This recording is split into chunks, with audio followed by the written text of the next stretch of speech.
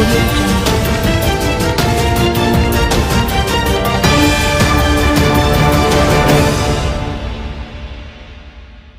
नमस्कार, आप देख रहे हैं बीपीए न्यूज। देश का सच दिखाते हैं हम। हरिद्वार 19 अप्रैल उत्तराखंड की आगामी चारधाम यात्रा 2020 विधिवत रूप से पूजा अर्चना के लिए उत्तराखंड सरकार द्वारा घोषित की जा चुकी है। उत्तराखंड चारधाम यात्रा से जुड़े टैक्सी मैक्सी ट्रांसपोर्ट एसो ट्रेवल व्यवसाय टूर ऑपरेटर व व्यापारी नेताओं ने उत्तराखंड मैक्सी टैक्सी के संरक्षक संजय चोपड़ा के संयोजन में सामाजिक दूरी के साथ गोविंद भवन स्थित प्रांगण में परिचर्चा के साथ राज्य सरकार को 2 सूत्रीय मांगों का अपना प्रतिवेदन प्रस्तुत किया। प्रथम रूप से अंतर्राष्ट्रीय महामारी कोविड-19 के दृष्टिगत आगामी चारधाम यात्रा प्रतिबंध होने पर उत्तराखंड के 4 से 5 लाख मैक्सी टैक्सी वाहन स्वामियों की पीड़ा को समझते हुए 2020 का संपूर्ण रोड टैक्स, पैसेंजर टैक्स, वाहनों पर संचालित बीमा योजनाओं को पूर्ण रूप से जनहित में माफ किया जाए। दूसरी मांग, प्रत्येक चालक को अपने परिवार के पालन पोषण के लिए आगामी चारधाम यात्रा की स्थगित जैसी स्थिति को समझते हुए 50-50,000 की अनुदान राशि की मदद किए जाने की मांग को दोहराया कि हमारी मदद की जाए। धन्यवाद। मेरा नाम Bunty Bhatia, maxi taxi association Haridwar से अध्यक्ष हूँ। और जो मेरी समस्या ये है कि हम अपनी सरकार से मांग करते हैं कि जो हमारी मैक्सी टैक्सी लाइफलाइन उत्तराखंड की मानी जाती है, गाड़ियों के जो गाड़ी की चारधाम यात्रा जो 2020 की चलनी थी, सरकार ने खुद कह दिया कि ये नहीं चल पाएगी। तो इसके नहीं चल पाएगी, इस कारणवश जो है हम सरकार से मांग करते हैं कि हमारी गाड़ियों का साल भर का टैक्स और 6 माह का बीमा और जो ड्राइवरों के जो है अनुदान राशि प्रदान करने की कृपा। नहीं, और कोई मांग नहीं है हमारी। क्या नाम है? Chandrakant Sharma, taxi maxi transport association से। मेरा सरकार से यही मांग है कि हमारे पास 4 बिंदु हैं उत्तराखंड से रिगार्डिंग।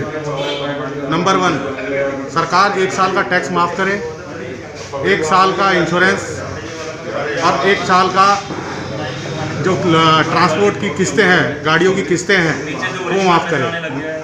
और चौथा नंबर, जो ड्राइवर हैं, हमारे ड्राइवर भाई हैं, उनके खातों में पैसा जाए, क्योंकि एक व्यापार हमारे पास ऐसा ही है जिससे 4 बिंदु जुड़े हुए हैं। अगर हम लोगों को ये सहायता नहीं प्राप्त होती है तो हम लोग सड़क पर आ जाएंगे। बस मैं यही कहना चाहूँगा सरकार से। जैसा कि मैं अपने उत्तराखंड के बारे में बात करना चाह रहा था कि उत्तराखंड में जो चारधाम यात्रा है, जैसे हमारे भारत की रेल की रीढ़ की हड्डी है भारतीय ट्रेन, उसी तरह से हमारे उत्तराखंड की रीढ़ की हड्डी है चारधाम यात्रा। मेरी गवर्नमेंट से यही गुजारिश है कि इस चारधाम यात्रा को जो संचालित करने में हमारे ट्रैवल व्यवसायी हैं, मोटर मालिक हैं, इन लोगों को रीढ़ की हड्डी मानते हुए इस रीढ़ की हड्डी को ना टूटने दिया जाए। इन लोगों को भरपूर सपोर्ट किया जाए, क्योंकि हरिद्वार में मोची से लेकर होटल मालिक तक का सबका व्यवसाय यात्रियों से चलता है। जब तक यात्री नहीं आएगा हरिद्वार के अंदर, तब तक किसी का भी व्यापार नहीं चलने वाला, मोची से लेकर होटल व्यवसायी तक। और इस कड़ी में मैं गवर्नमेंट से यही गुजारिश करना चाहूँगा कि हम लोगों को टैक्स, हम लोगों के इंश्योरेंस, हम लोगों के ड्राइवरों के लिए भत्ता सब गवर्नमेंट प्रोवाइड कराए, ताकि ये रीढ़ की हड्डी जो उत्तराखंड की कही जाने वाली चारधाम यात्रा है, ये आने वाले समय में सुचारू रूप से तभी चलेगी जब हम लोग जिंदा रहेंगे। कोरोना से भी मरेंगे, भूखमरी से भी मरेंगे। गवर्नमेंट को चाहिए कि कम से कम ट्रैवल व्यवसायियों को सपोर्ट करे, उन लोगों के मांगों को अपनी मद्देनजर रखते हुए, ताकि आने वाले समय में उत्तराखंड की अर्थव्यवस्था को खड़े करने वाले ट्रैवल व्यवसायी ही हैं और कोई जरिया नहीं है। धन्यवाद। मंदावनी तवस। क्या समस्या आपकी? इससे ये है कि जिस तरह ये आपदा की घड़ी हम लोग सब सहन कर रहे हैं, हम लोगों का ट्रांसपोर्ट का बिजनेस है और हमारे 10 महीने में 2 महीने ऐसे होते हैं, मई जून, जिसमें पूरे 10 महीने का 1 साल का खर्चा निकालते हैं। ये सब बिल्कुल मई जून पूरा काम चौपट हो चुका है। हमारे बचने की स्थिति यही है कि गवर्नमेंट हमारी कुछ हेल्प करे, हमारी सरकार कुछ हेल्प करे। हमारे बीच में तो कुछ तत्व ऐसा भी है जो पैसा लेने के बाद कहते हैं कि 18 महीने का टाइम दिया जाए हमारे को पैसा वापसी करने के लिए, कस्टमरों के लिए। ऐसा हमारा कोई साधन नहीं है। हम अपने ट्रांसपोर्ट के बेस पे ट्रांसपोर्ट की लड़ाई लड़ रहे हैं और उसके लिए हम अपने बीमा है, टैक्स है और किस्तों में छूट मांग रहे हैं। हमारे को 18 महीने से कोई मतलब नहीं है।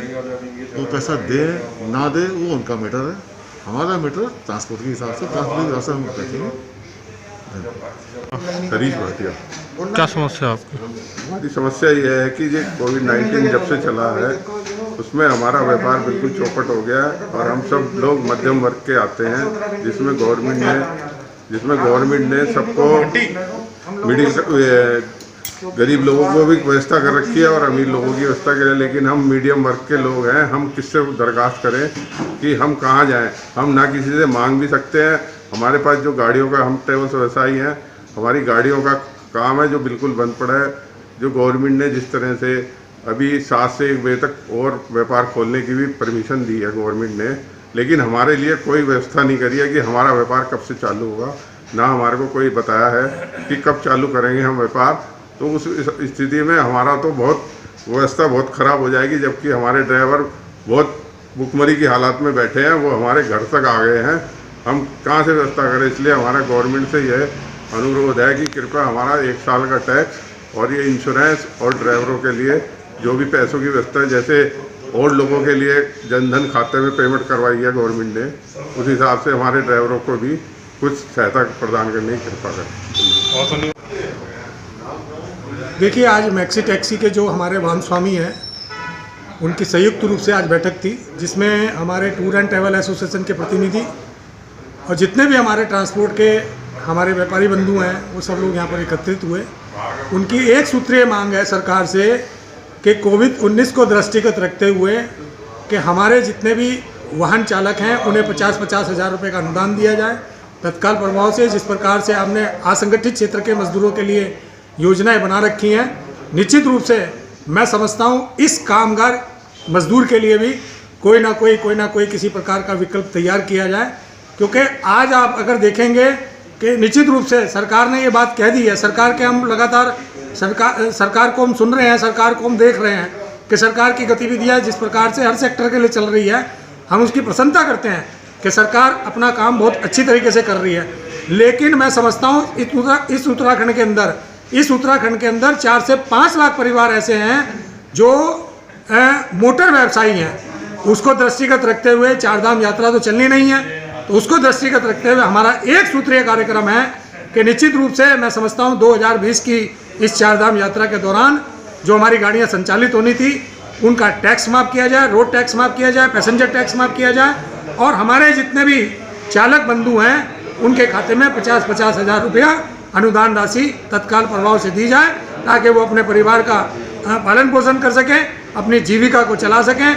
यही सब मुद्दों के साथ में हमारा निवेदन है और निश्चित रूप से हमें पूर्ण विश्वास है कि सरकार जिस प्रकार से कदम उठा रही है, उत्तर प्रदेश की सरकार लगातार असंगठित क्षेत्र के मजदूरों के लिए कार्य कर रही है और राज्यों की सरकारें असंगठित क्षेत्र के मजदूरों के लिए कार्य कर रही हैं, तो मैं समझता हूं इन चालक और मालक के लिए यहाँ की उत्तराखंड सरकार भी प्राथमिकता के आधार पर कदम उठाकर इनको हर संभव इस कोविड-19 की हर संभव मदद देने का काम करेगी।